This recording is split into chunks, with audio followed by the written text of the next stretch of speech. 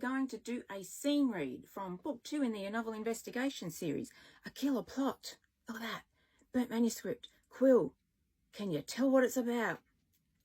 LJ Diva, under my adult author name of. There's book 1. Book 2 out now. So here's a scene read. So you know a little about what it's.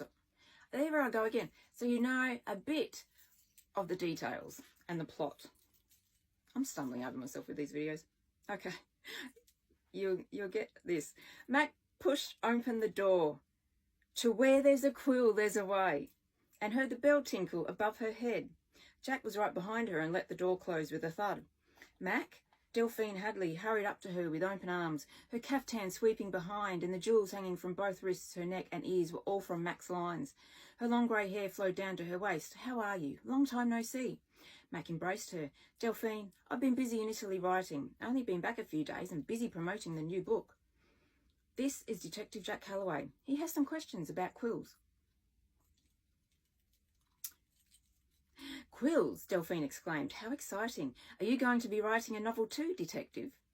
Jack grinned. No, but Mac said you were the only store that sold quills here on the coast.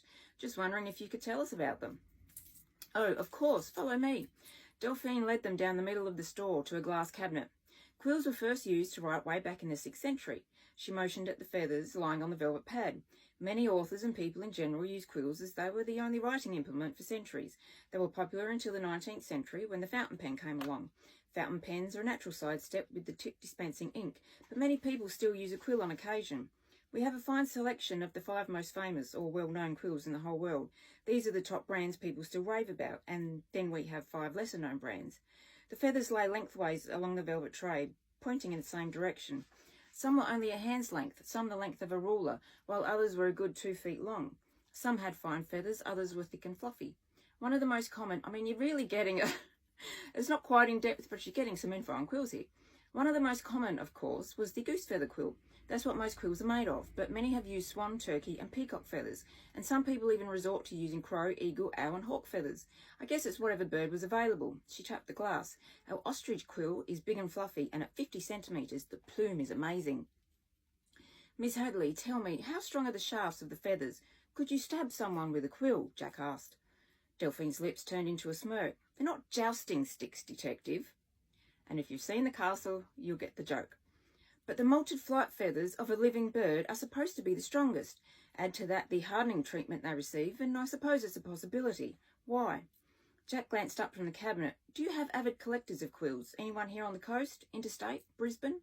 Delphine looked at Mac and received a nod. We have a few authors who get them from us. They want to start collections of writing ephemera, which is why we also stock typewriters, pens, paper, notebooks, inks and the like. I helped Mac with her novel, Murder in Ink. She asked a lot of questions, and I suspect this has to do with crime as well. We have a victim, Miss Hadley, who may have been stabbed with a quill, which is why I'm here asking you questions. Jack studied her expression. Oh, Delphine's hand flew to her mouth. Her eyes widened, and she turned to Mac. Is this true? It's possible, Mac told her. Right feather, right angle, right pressure. I vaguely remember you telling me all of this stuff 6 or 7 years ago for Murder in Ink. I didn't use it, though. Yes, I remember. Delphine brushed her hair away. Well, Detective, we don't have many quill sales. The authors usually buy them within months of starting their collections and then stop. I don't think we've had a sale in months, but typewriters seem to be all the rage at the moment. They're making a comeback. I still have my collection, Mac said. I had to stop at 10. Not that you don't have the room, Delphine joked. You could buy a bigger house. I could, Mac agreed, and I might have to. Detective, any more questions? She pointedly looked at Jack. Jack gave her a cool stare. Miss Hadley, do you have a list of quill collectors just in case we need to question them? Is it one of them who was murdered? She asked. One of the collectors? Jack shook his head. Not that we know of, ma'am. We didn't see a collection in his house, but who knows? Okay, I do keep a list of collectors across the board, so I know what to be on the lookout for. Frowning, she walked to the back room and rummaged around for her ledger. Collect anything other than typewriters? Jack asked Mac, looking at the collections on display all around the store. Some of them look pretty old. Mac turned around to look. They are. I have one from every 50 years or so. The differences in technology really stands out. I prefer the coloured ones from the 60s through to the 80s. And to answer your question, pens, notebooks, notepads, paper. I had an eraser collection as a kid and a sticker collection as a teen. I mean, don't we all? Because I certainly do, and I still have them.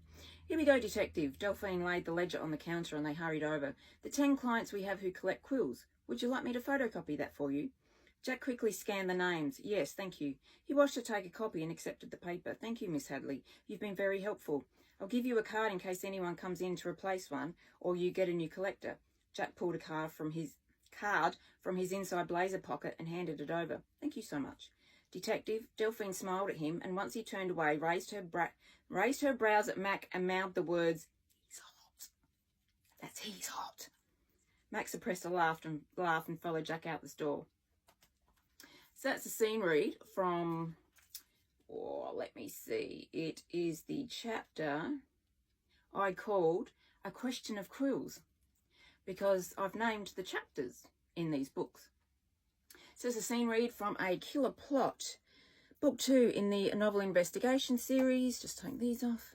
Under my adult author name of LJ Diva. As you can see, the quill has a lot to do with the plot, as does the burnt manuscript.